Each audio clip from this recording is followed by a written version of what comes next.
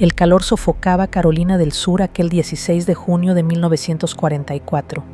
En Alcolu, una pequeña y segregada localidad, ese día sería recordado no por la temperatura, sino por el eco helado de 2 muertes y una injusticia que perforaría el tiempo. Betty June Binnicker, de apenas 11 años, y Mary Emma Thames, de 7, eran niñas, como tantas otras, que exploraban el mundo a su alrededor. Ese viernes salieron en sus bicicletas en busca de pasifloras, una actividad inocente que se tornaría fatal. Se adentraron en el área boscosa del aserradero de Alcolu, el mismo lugar donde un niño afroamericano de 14 años, George Junius Stinney Jr., también vivía con su familia. Las niñas no volverían a casa. Su desaparición desató una búsqueda frenética que involucró a cientos de voluntarios. La preocupación crecía con cada minuto que pasaba. La noche se cernía sobre Alcolu, trayendo consigo no el alivio del fresco, sino la punzada gélida de lo desconocido.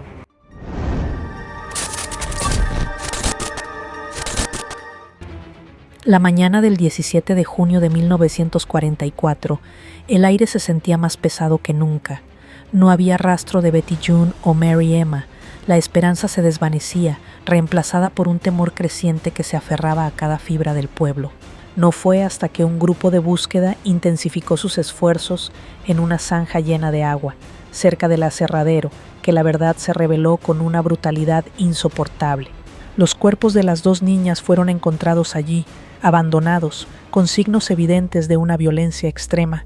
Betty June había sufrido un traumatismo cráneoencefálico severo y ambas presentaban heridas y signos de agresión íntima. El hallazgo provocó una ola de indignación y horror que rápidamente se transformó en una sed de justicia inmediata, una sed peligrosa en un sur profundamente segregado y prejuicioso. La noticia del horrendo crimen corrió como pólvora. La policía, bajo la presión de una comunidad iracunda, necesitaba un culpable. La mirada recayó rápidamente en la comunidad afroamericana, en particular en el barrio segregado donde vivía George Stinney Jr. Su conexión con las víctimas era mínima pero fatal. Su padre, George Stinney Sr., trabajaba para el aserradero y las niñas habían pasado cerca de su casa el día de su desaparición. Fue esta circunstancia y el color de su piel lo que selló su destino. En cuestión de horas, sin una investigación exhaustiva o pruebas contundentes, George Stinney Jr. se convirtió en el principal sospechoso.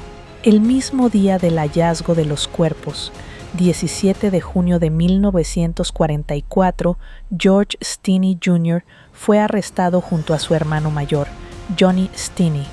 Los agentes de la oficina del sheriff del condado de Clarendon, liderados por L.N. Brown, se presentaron en la humilde casa de los Stinney. La detención fue abrupta y carente de toda formalidad. George, con sus escasos 14 años, fue separado de su familia y llevado a la prisión de Columbia, a más de 80 kilómetros de Alcolu.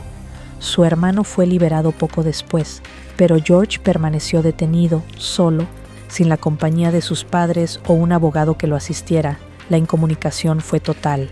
Según la versión oficial de la policía, George Stinney Jr. confesó el crimen. Sin embargo, no hay ningún registro escrito de esta supuesta confesión. No hubo grabadora, no hubo estenógrafo.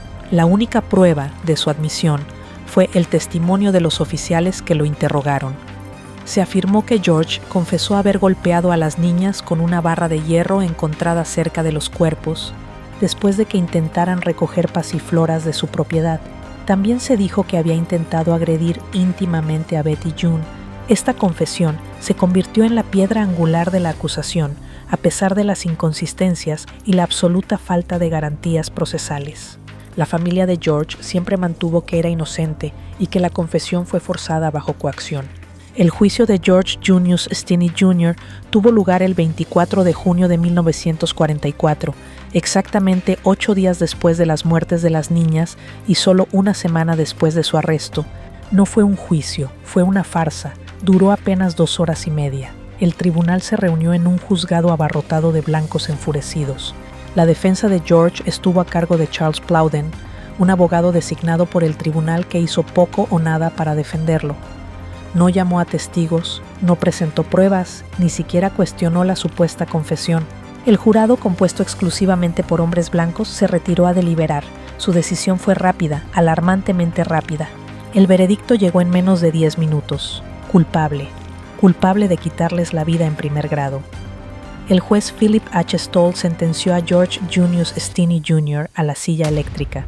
La condena fue automática, sin posibilidad de apelación, sin consideración por su edad. La ley de Carolina del Sur no establecía una edad mínima para la ejecución. La noticia se recibió con aplausos y alivio por parte de la multitud presente, pero fue un golpe devastador para la familia Stinney, que no pudo hacer nada para evitarlo. La sentencia resonó con la brutalidad de la época. Un niño con otro color de piel, acusado de un crimen horrendo contra niñas blancas, debía pagar el precio más alto. La ejecución de George Junius Stinney Jr. se llevó a cabo el 16 de junio de 1944, justo un año después del fallecimiento de Betty June y Mary Emma, y menos de 3 meses después de su condena. Tenía 14 años y 11 meses. Su complexión era tan pequeña que tuvo que sentarse sobre una pila de libros para alcanzar los electrodos de la silla eléctrica de la Penitenciaría Estatal de Columbia. La correa de la máscara facial era demasiado grande para su pequeña cabeza y se le deslizó mientras lo ejecutaban, revelando sus ojos. Fue la persona más joven en ser ejecutada en el siglo XX en Estados Unidos. Su ejecución, un acto de justicia sumaria, dejó una cicatriz profunda en la historia legal y social del país, un recordatorio sombrío de la injusticia racial. Durante décadas, el caso de George Stinney Jr. se mantuvo como una mancha oscura, un susurro de injusticia que resonaba en los pasillos de la historia, pero la búsqueda de la verdad nunca se detuvo. En el siglo XXI, el caso fue reabierto gracias al incansable trabajo de historiadores, abogados y activistas. En 2014, 70 años después de su ejecución, un equipo de abogados presentó una petición de anulación de la condena. Argumentaron que a Stinney se le había negado un juicio justo, que no había tenido una defensa adecuada y que su confesión había sido forzada. La evidencia era abrumadora. No había pruebas físicas que lo vincularan con el crimen. Los testigos clave del juicio no fueron llamados a testificar y su propia familia proporcionó una coartada sólida. El 17 de diciembre de 2014, la jueza Carmen Mullen, del Tribunal de Causas Comunes del Condado de Clarendon, hizo historia. Anuló la condena de George Junius Stinney Jr., declarando que su juicio fue defectuoso y que se le negó un debido proceso legal. La jueza dictaminó que la confesión fue altamente probable, el resultado de coerción, y que la falta de un abogado competente violó sus derechos constitucionales. Reconoció la ausencia de pruebas físicas y la naturaleza perjudicial del jurado exclusivamente blanco. La decisión fue un triunfo tardío, pero monumental, para la justicia. Significó que George Stinney Jr., el niño de 14 años ejecutado por un crimen que probablemente no cometió, finalmente fue reivindicado. La anulación de la condena de George Stinney Jr. no pudo devolverle la vida, pero envió un mensaje poderoso. La justicia, aunque lenta, puede prevalecer. Su caso se ha convertido en un símbolo de los horrores de la injusticia racial en el sistema judicial estadounidense. Es un recordatorio desgarrador de una época en la que el color de la piel podía ser una sentencia a una pena capital, donde el debido proceso se sacrificaba en el altar del prejuicio y la venganza. La historia de George Stinney Jr. nos obliga a confrontar las fallas de nuestro pasado y a reflexionar sobre la importancia de la justicia para todos, sin importar la raza, el color de piel, la edad o las circunstancias. Su memoria perdura, no solo como una víctima, sino como un faro que ilumina la necesidad constante de vigilancia contra la injusticia. Al final, la historia de George es un testimonio de la resiliencia de la verdad y la persistencia de la justicia, incluso cuando parece que todo está perdido. Es un llamado a la acción para garantizar que nunca más un niño sea condenado por el color de su piel y que cada vida, sin importar cuán joven o humilde sea, reciba la protección total de la ley. La memoria de George Stinney Jr. es una advertencia, una lección y una inspiración para un futuro más justo. ¿Crees que el juicio tardío valió la pena aún después de tantos años de su ejecución? Gracias por ver el video hasta el final.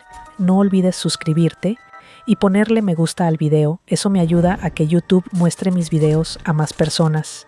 Hasta la próxima.